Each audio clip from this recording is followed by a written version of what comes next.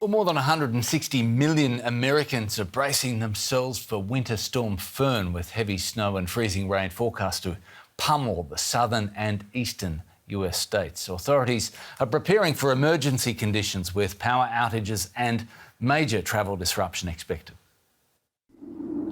A massive ice buildup on the shore of Lake Michigan, where what looks like a winter angel has formed. But it's a maritime navigation sign that's frozen over.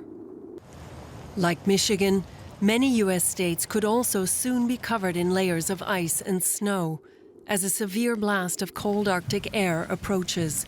Authorities have warned millions that they need to get ready. Good morning, everyone. Thank you for joining us. We are expecting winter weather to return to North Carolina this weekend. It will impact the majority of the state. And whether you find yourself facing ice or snow, we've all got to be prepared for whatever impacts may come. Yesterday, I declared a state of emergency across North Carolina to get ready for the storm. Winter Storm Fern is expected to impact more than 24 states, resulting in power outages, travel disruptions, and life-threatening temperatures, with wind chill as low as minus 46 degrees Celsius in some areas. People in the storm's path in Oklahoma have been stocking up on necessities for the cold spell ahead, resulting in empty shelves in grocery stores across the country. This could last a week before you can get out of your house. You know, it could. You better stock up a little bit if you have any money.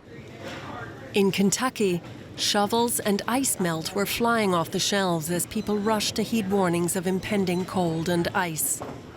As you can tell, with other people all backed up, we've had the biggest order probably that we've ever made to get salt, sleds, shovels, ice melt, a variety of other things in here. And so the truck came in at noon on Friday, today, so it's been crazy ever since. But when temperatures drop, the country's homeless are the most vulnerable.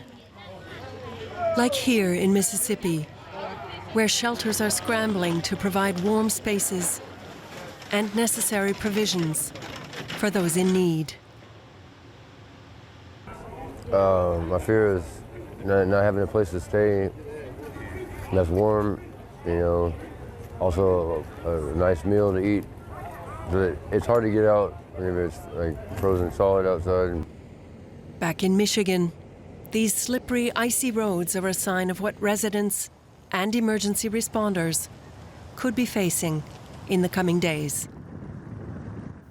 Right, it's always great to turn to meteorologist Matthew Cappucci in times like these. Matthew, good to see you. Where are you?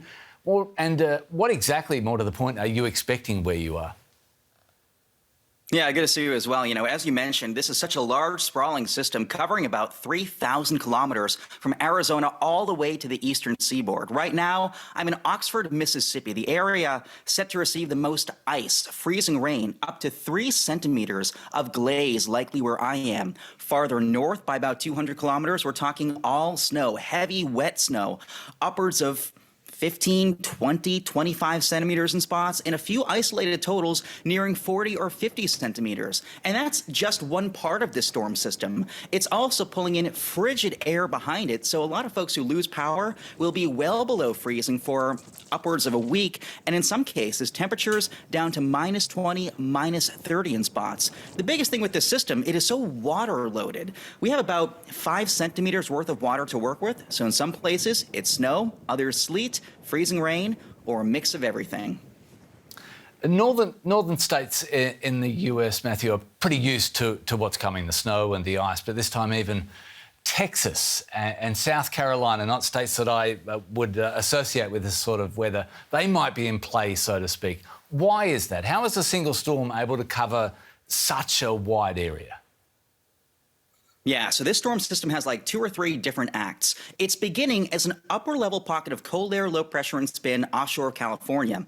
That is swirling moisture northwards over the deep south. But at the same time, we have cold air near the ground. So we get something called overrunning, where warmth and moisture go up over a shallow cold air mass. So precipitation falls out of the warm, moist air, but it freezes in that shallow cold layer, causing ice, or farther north where it's colder, all snow.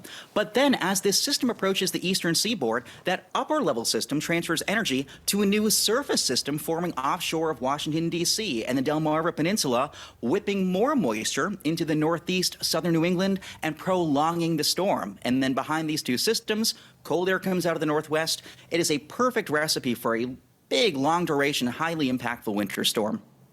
I feel like the casual storm watcher would feel that weather events like hurricanes, flash floods, are more often the source of real trouble, warm weather events, if you like. If people stay off the roads in this situation, how does a winter storm turn deadly? You know, I'm really worried about the ice in this case. Farther north, we have snow and sleet. You can push that out of the way. But ice, you can't pre-treat it because the liquid rain will wash away any pre-treatment. And so really, you have to wait for it to melt. But the biggest issue in this case, you know, it's getting so cold. So anyone who loses power from about centimeter and a half worth of ice in the power lines, which will pull down those lines, will be in the cold for a week plus. That's really problematic for the elderly or vulnerable populations. But the biggest thing, these folks down here aren't always used to ice. I would say, please stay off the roads. It is imperative. The roads will be a sheet of ice. You would have an easier time slathering yourself in olive oil and trying to slither up a water slide. It is going to be slick. You will not get anywhere. Walmart will be closed. Starbucks will be closed. You can get your pinkety-drinkety next week. Please, I'm imploring folks, stay off the roads until at least Tuesday, if not longer. Really quick, Matthew, apart from the olive oil, what are the three must-haves for covering a storm like this for you?